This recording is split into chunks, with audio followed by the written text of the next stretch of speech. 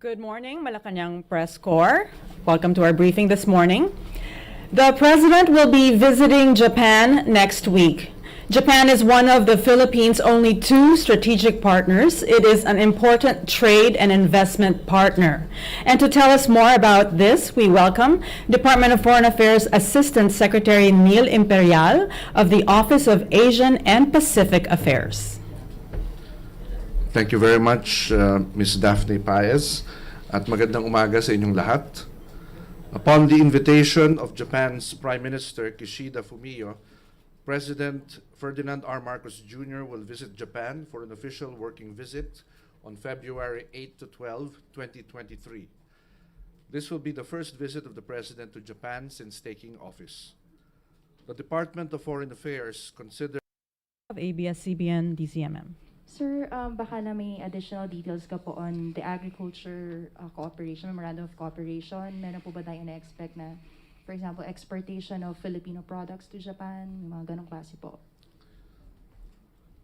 Well, under PJEPA, we are already exporting a lot of agricultural products to Japan. Hopefully, this visit will result in more exports. I feel that this is totally unrelated to the visit of the President. Now, this is a consular matter being handled by the Department of Justice and the Japanese Embassy here, and our embassy in Japan with the Ministry of Justice of Japan in Tokyo. So we don't think it will affect in any way the visit of the President, and we do not expect it to be raised during his meeting with his counterpart. Okay, thank you. Any further questions? I think we're good. Well, one more. Okay, Joyce again from ABS-CBN DCMM. Sir, after Japan, what will be his next trip abroad?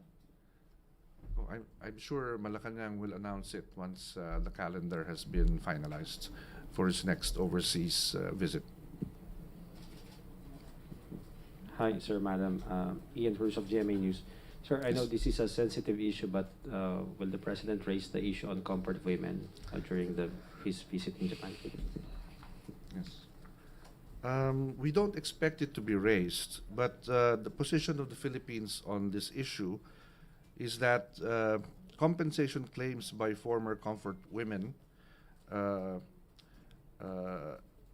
is considered to be already settled, no, as far as the government is concerned. All war-related claims are deemed to have been settled by our 1956 reparations agreement with Japan. No? However, the government will not prevent private claims should such actions be pursued by victims on their behalf or on their behalf. No? So we will not stop, of course, the victims, because this is an atrocious violence against women during the war. But as far as the government is concerned, we have already signed that reparations agreement with Japan in 1956. Thank you. Hi, sir. Good morning. Sir, Maricel Halili from TV5. Sir, just a quick follow-up about the business targets during the visit of the President. Do we have an estimate about the target or possible investment that we can gain from the visit? Well, judging from the size of the business delegation, we were told yesterday that there are already about 150 who have signed up to join the business delegation from the Philippines. And the number of meetings and business activities lined up for the President, we foresee a lot of business deals to be signed in various areas. And as for the estimated figure for investment pledges, we will leave that for the DTI to explain, no? Especially after the business meetings. I'm sure you'll receive information about this after the business events on the 9th and the 10th of February. But the economic portion of the visit is equally important, no, to this visit. And the President is devoting a lot of time, no, in ensuring that we are able to attract more interest from Japanese investors and that we are able to sell more products for export to the Japanese markets. Okay. If there are no further questions, this closes our briefing with Assistant Secretary of the Department of Foreign Affairs, Neil Imperial, of the Office of Asian and Pacific Affairs. Thank you very much, and we'll be back shortly with another briefing with the Department of Interior and Local Government. See you then. Thank you.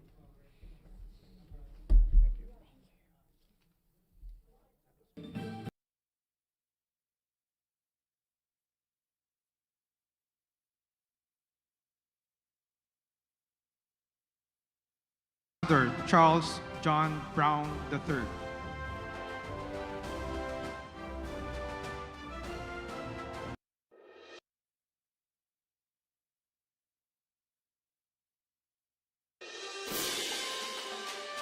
Holy See, Ambassador Charles John Brown III.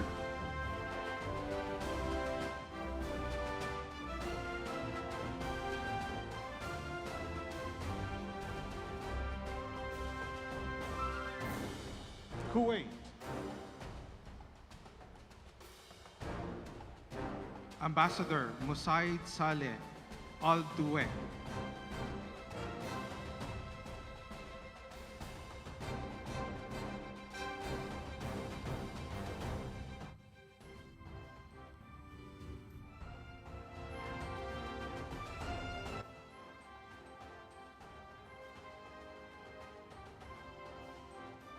Morocco, Ambassador Mohamed Rida El Fassi.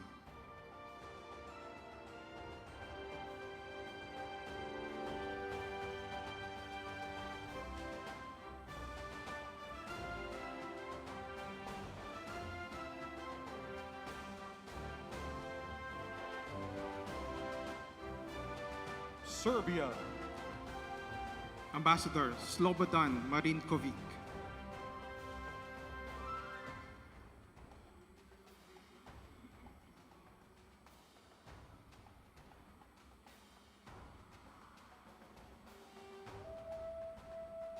Yemen, Ambassador Adel Mohammed Ali bin Bahamid.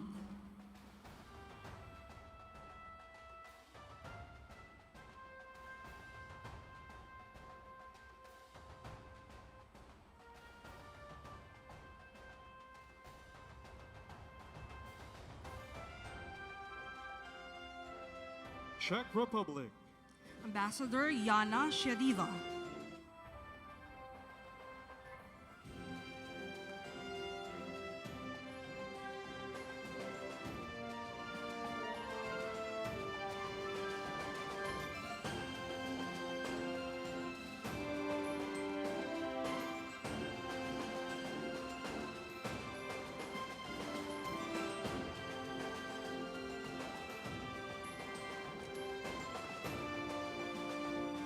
Papua New Guinea, Ambassador Betty Palazzo.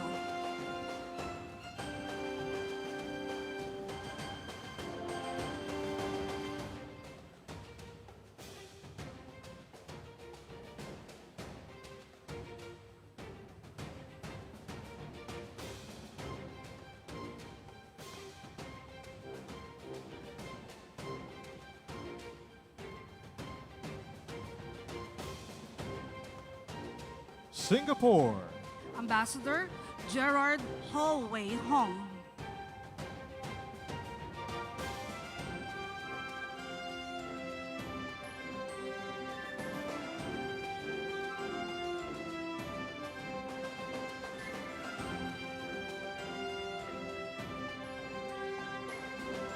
Germany, Ambassador Anke Reifenstuhl.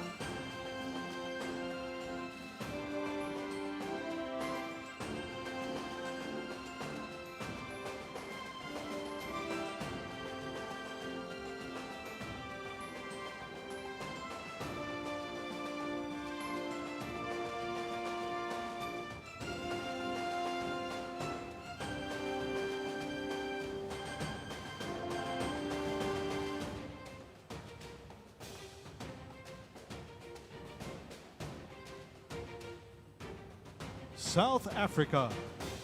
Ambassador Martina Ntombizodwa Radebi Nechitenze.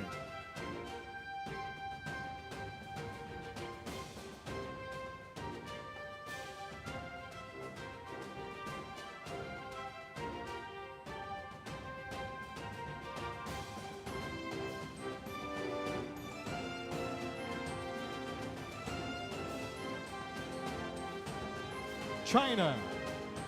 Ambassador Wang Xilian.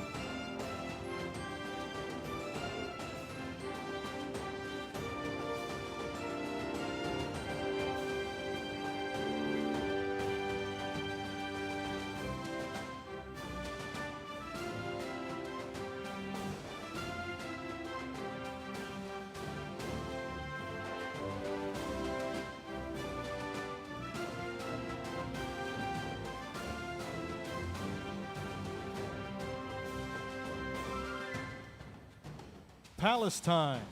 Ambassador Saleh Asaad Saleh Mohammed.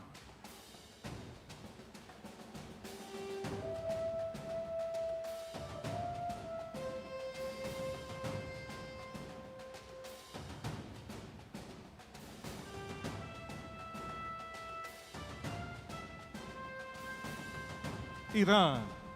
Ambassador Ali Reza Tutunchan.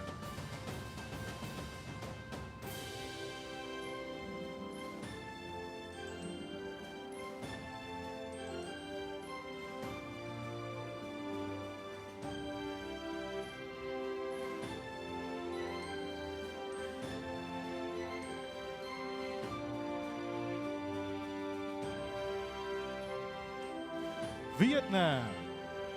Ambassador Wang Hui Chun.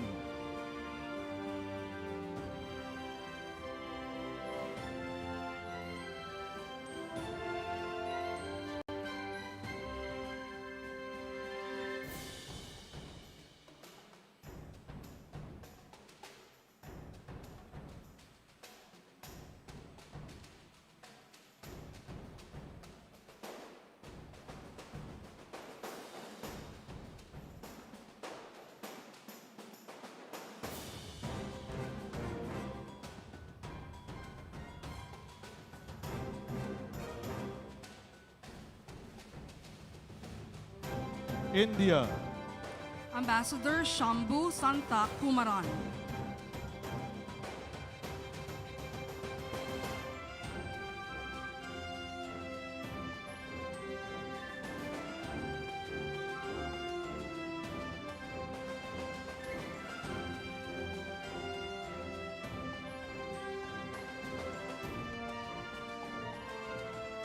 Hungary.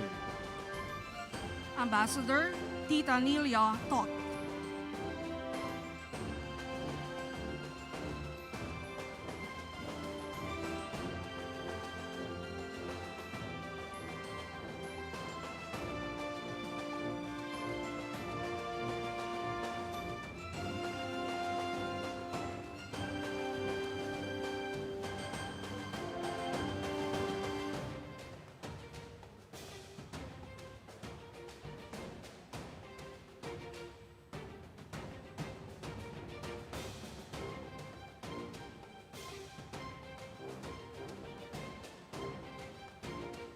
Russia.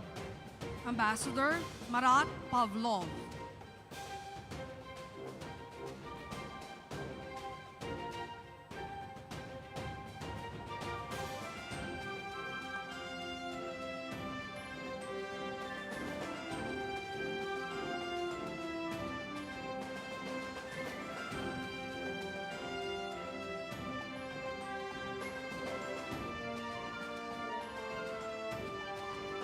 Pakistan. Ambassador Qazi Imtiaz Ahmed.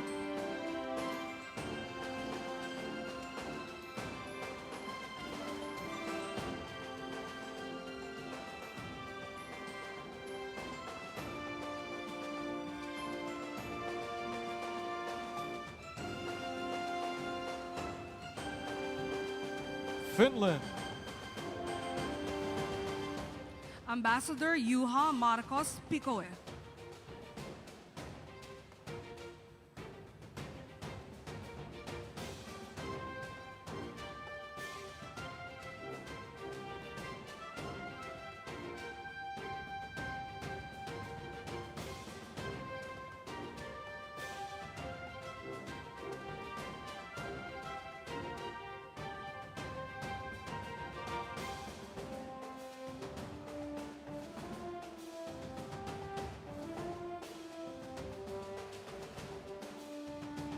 Egypt, Ambassador Ahmed Shehabeldin Ibrahim Abdullah.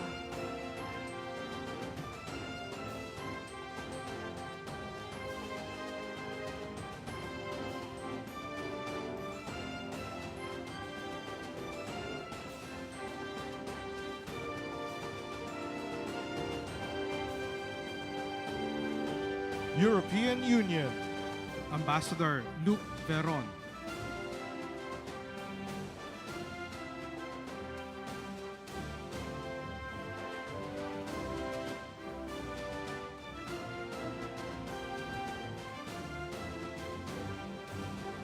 Brazil, Ambassador Antonio Jose Maria de Sousa e Silva.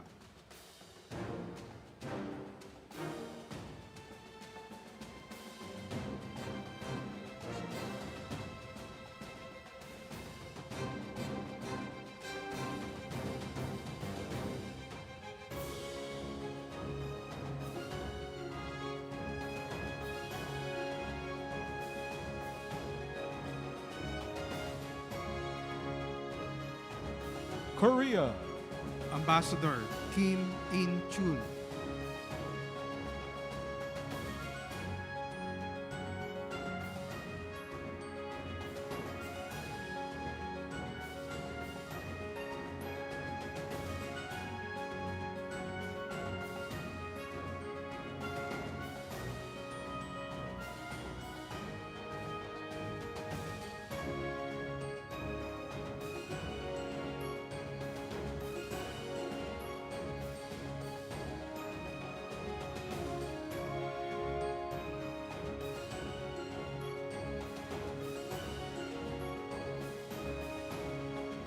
France, Ambassador Michelle Bocos.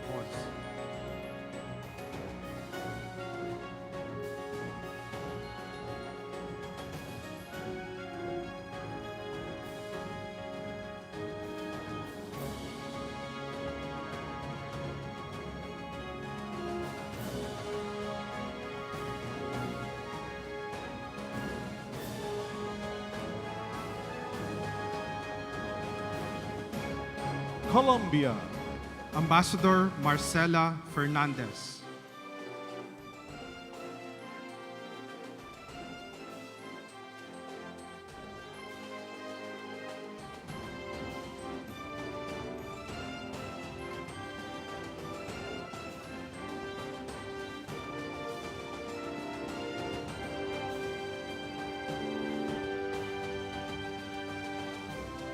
Belgium,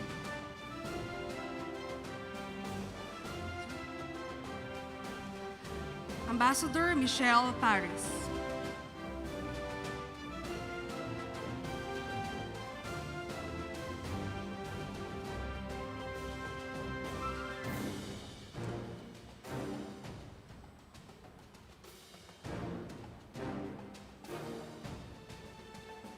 United Kingdom, Ambassador Lord Bofis.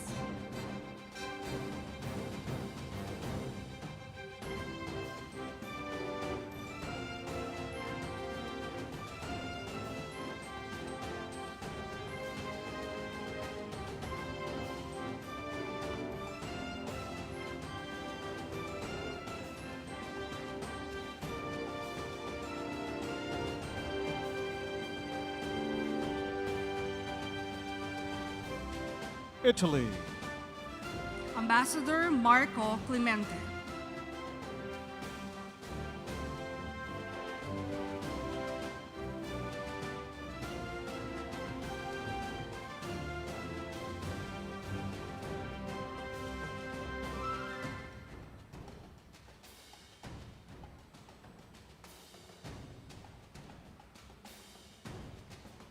Sweden, Ambassador Annika Thunborg.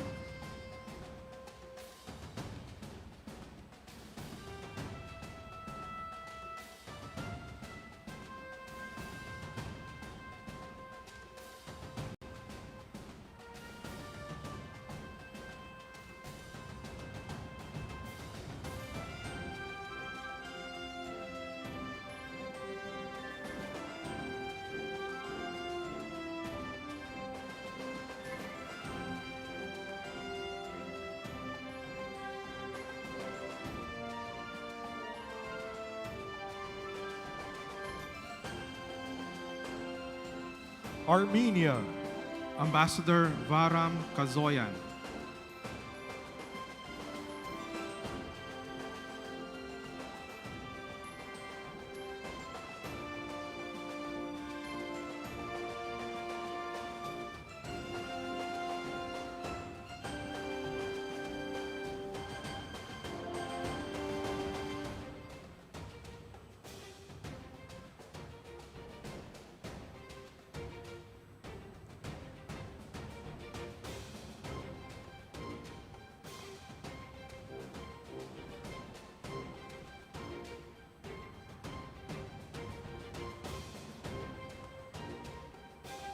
Israel, Ambassador Ilan Flus,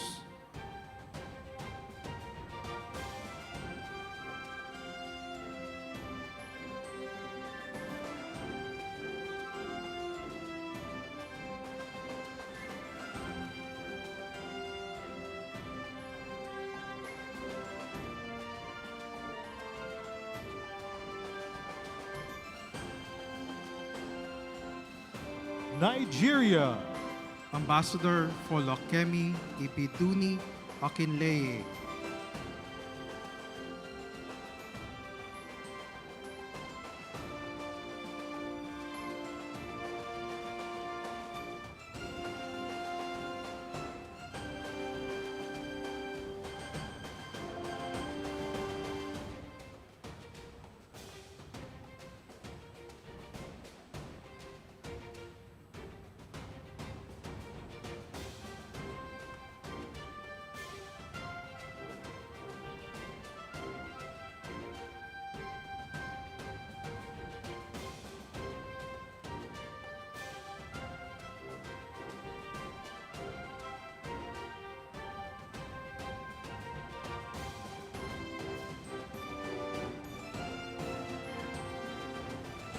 Bangladesh, Ambassador FM Borhan Udin,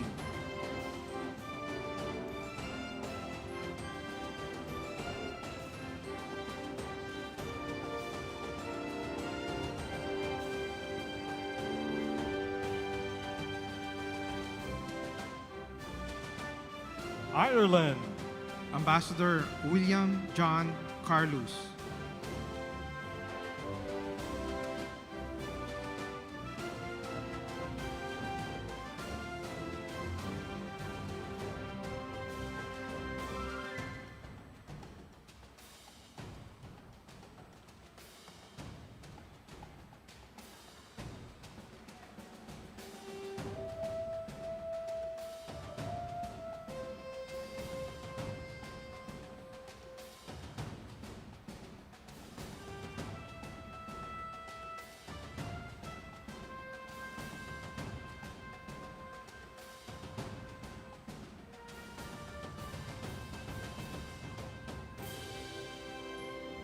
Romania, Ambassador Radutsa Dana Matake,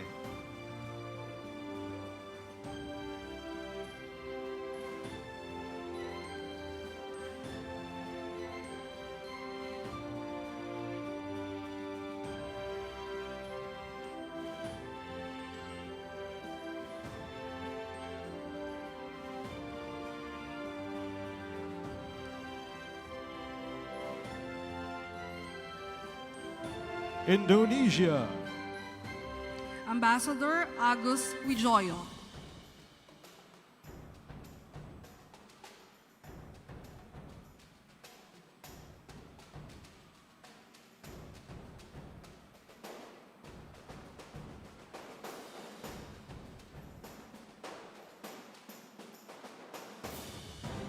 Argentina,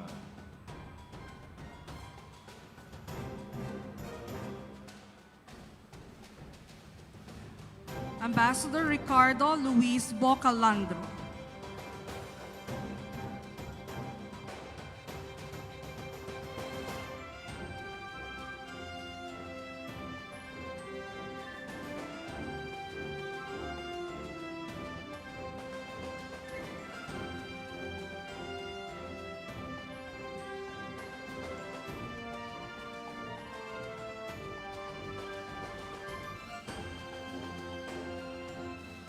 Greece. Ambassador Ioannis Pediotis.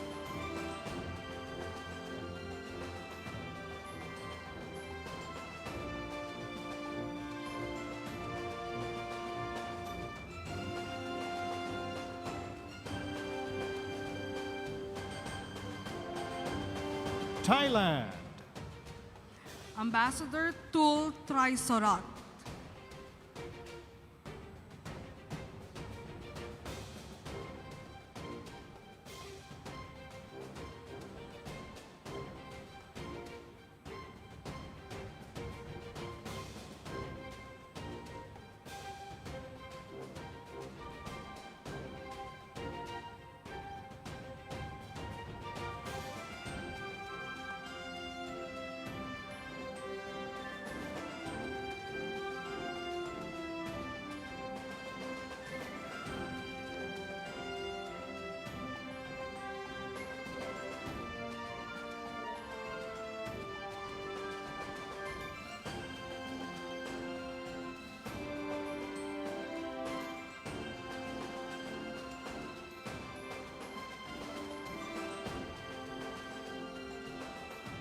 United States of America.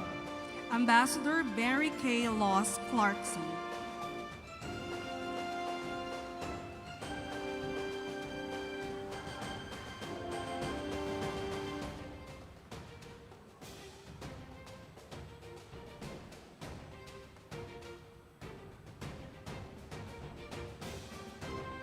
Netherlands.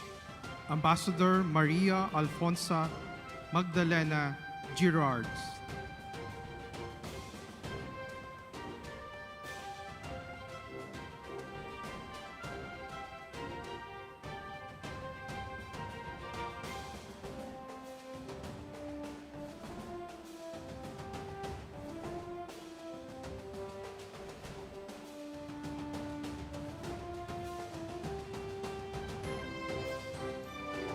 Austria. Ambassador Johann Brigger.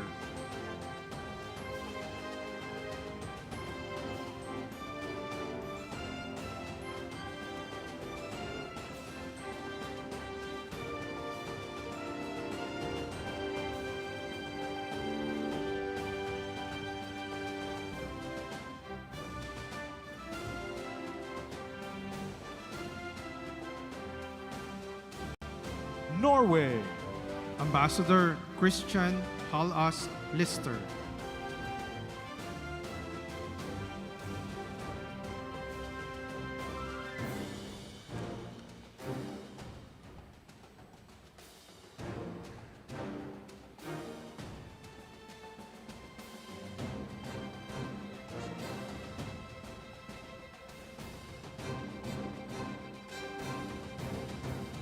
Denmark. Ambassador FRANZ Mikkel Melvin.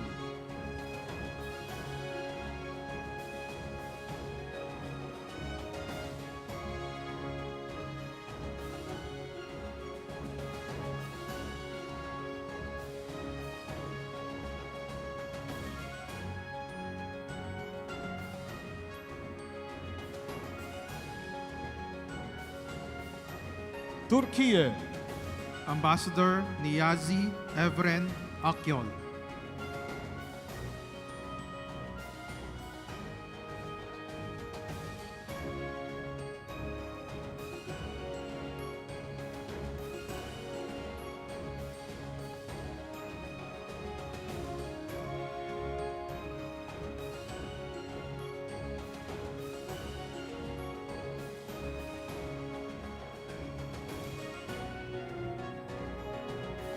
Spain. Ambassador Miguel Utray Delgado.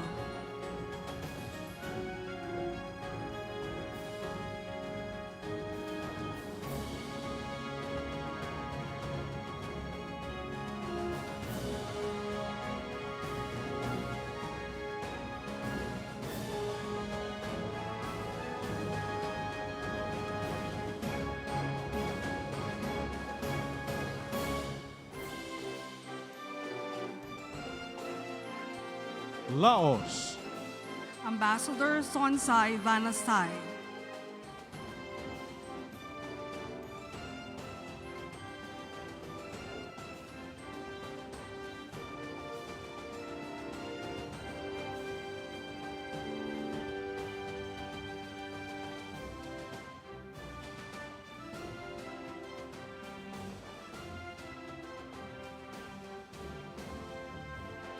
Mongolia.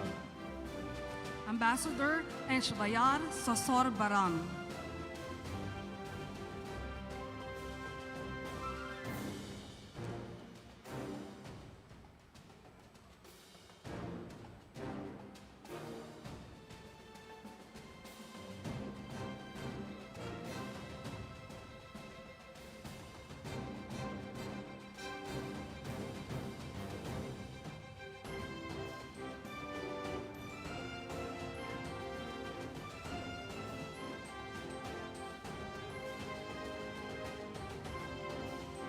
Canada. Ambassador David Bruce Hartman.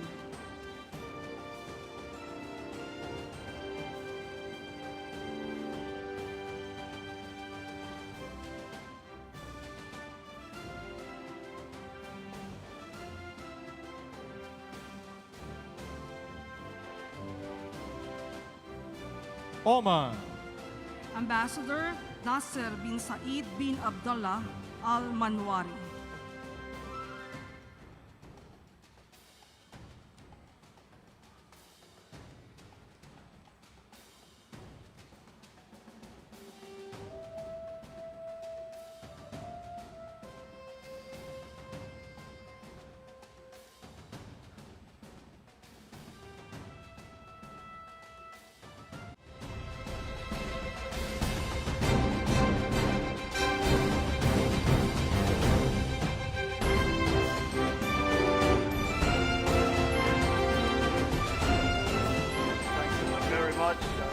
Like to greet some of the distinguished guests that we have here today.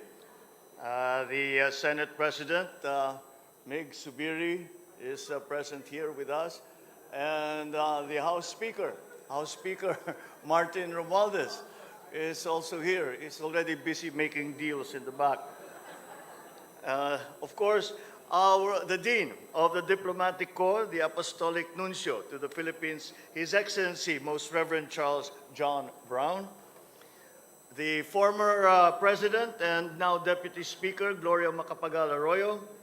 The Excellencies of the Diplomatic Corps, Foreign Affairs Secretary Ricky Manalo.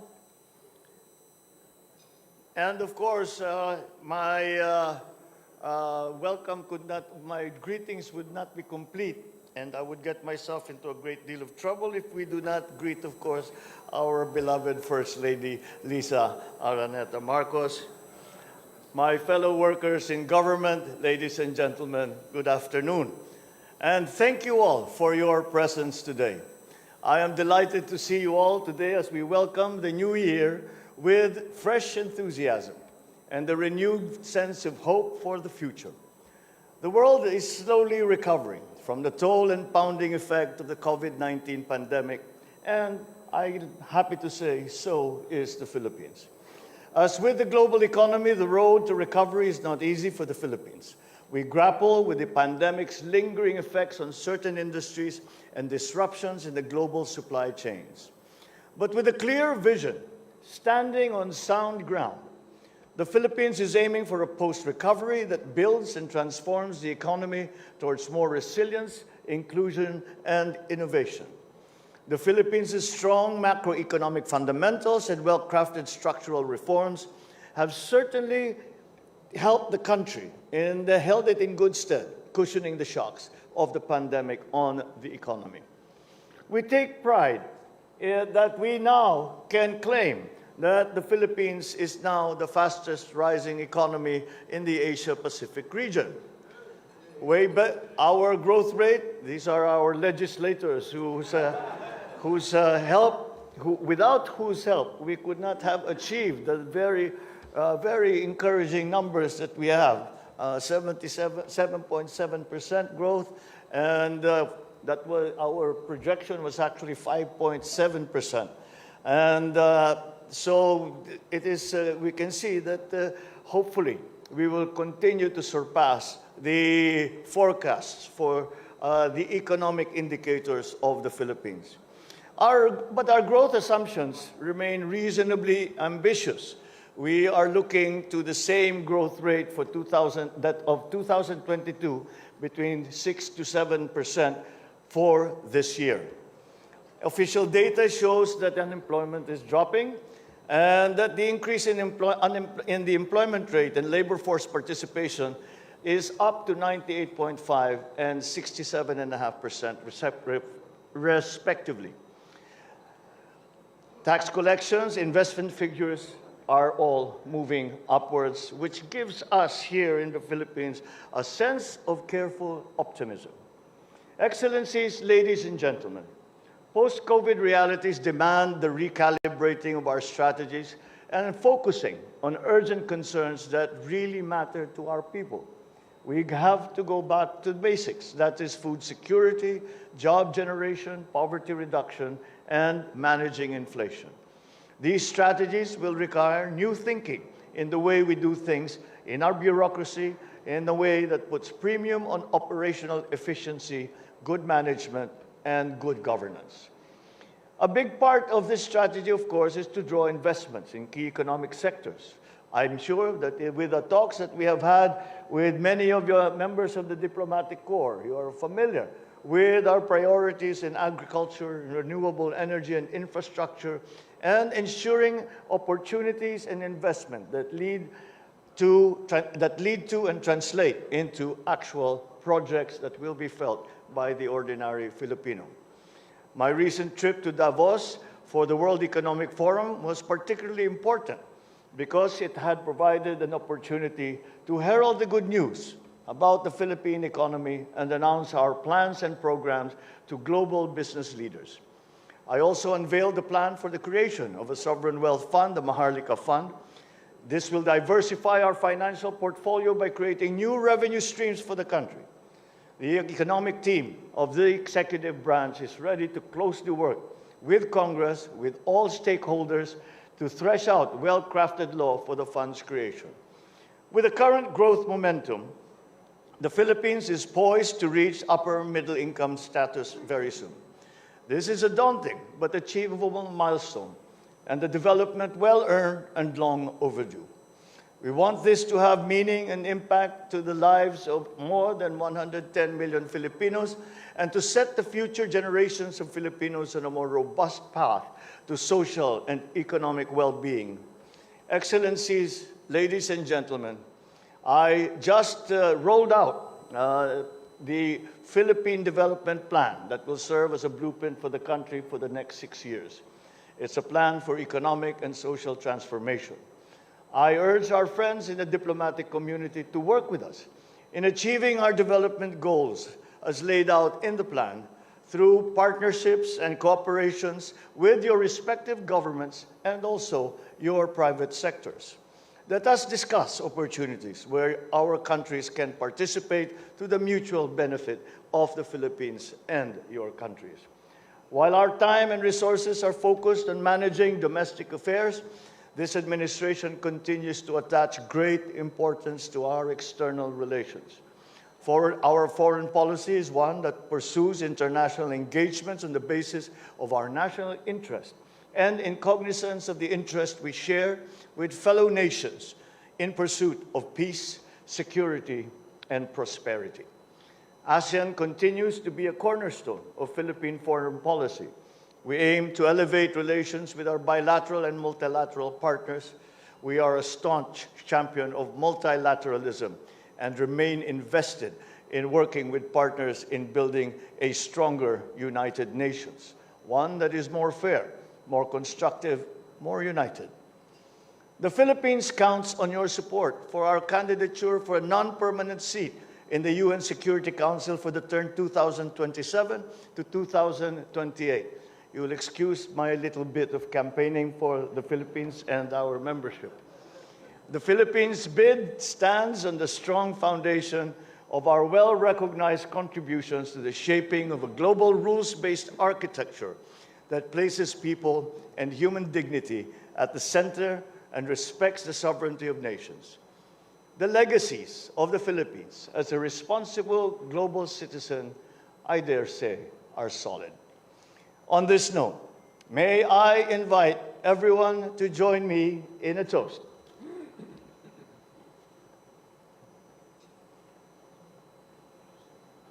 To our friends from the diplomatic community, may we continue to strengthen the bond of our countries for the mutual benefit of our peoples and our countries. To my able colleagues in government, may we be guided by the Almighty as we continue to fulfill our mandate in the service of the Filipino people. And to my countrymen, our journey is a collective effort where everyone has a stake. Let us all work together for a brighter future, for a better Philippines. Thank you very much, and mabuhay po kayong lahat.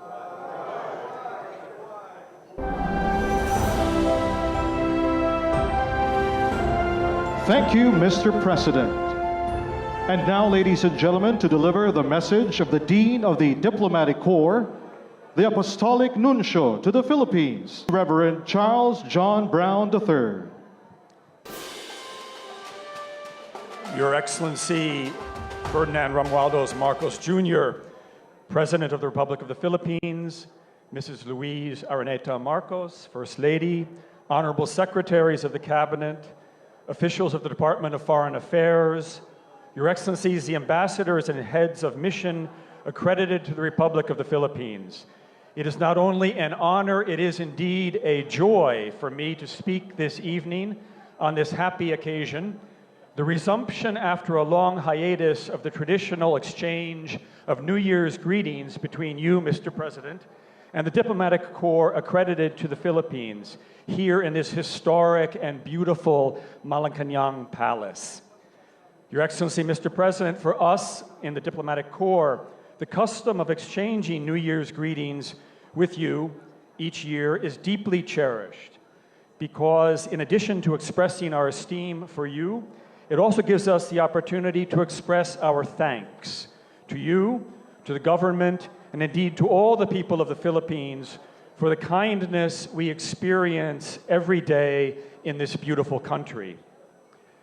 A warm welcome, a gracious hospitality, and availability to give assistance. These are the characteristics of the Filipino people, and for that we are very grateful. Your Excellency, please permit me also this evening to recognize with sincere appreciation the work of the men and women of the Department of Foreign Affairs, His Excellency Enrique Manalo, the Secretary, all of whom, with whom we, the diplomats accredited to the Philippines, interact on a daily basis, and it is always a pleasure to collaborate with them. The year 2023 begins with lights and shadows.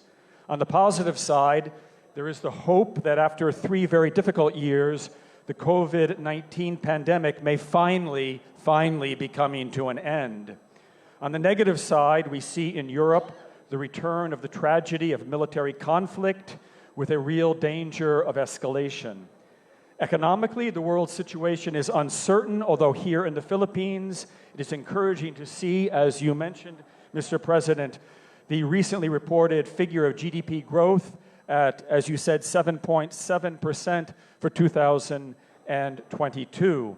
As you noted in your speech at the General Assembly of the United Nations last September, the value of harnessing our people's talents by creating a robust and creative economy is central to the program of your government, and you pledge to continue to work with partners in promoting this at the international level. An economy that is vibrant and that provides opportunities for all, especially for the poor and marginalized. That is what is desired, and the Diplomatic Corps assures you of our support for this goal in the new year 2023 and beyond. And so, Your Excellency, it is an honor for me to express on behalf of all the members of the Diplomatic Corps our heartfelt best wishes for a new year blessed by peace, prosperity, mutual understanding, and global solidarity. And now, dear friends, may I ask all of you to join me in a toast.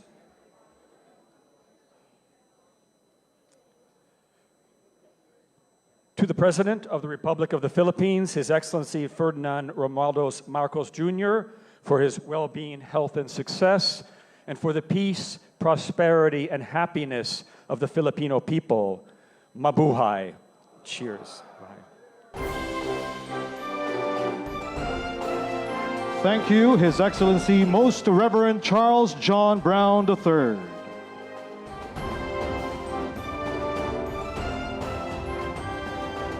Ladies and gentlemen, please enjoy the rest of the evening. Thank you.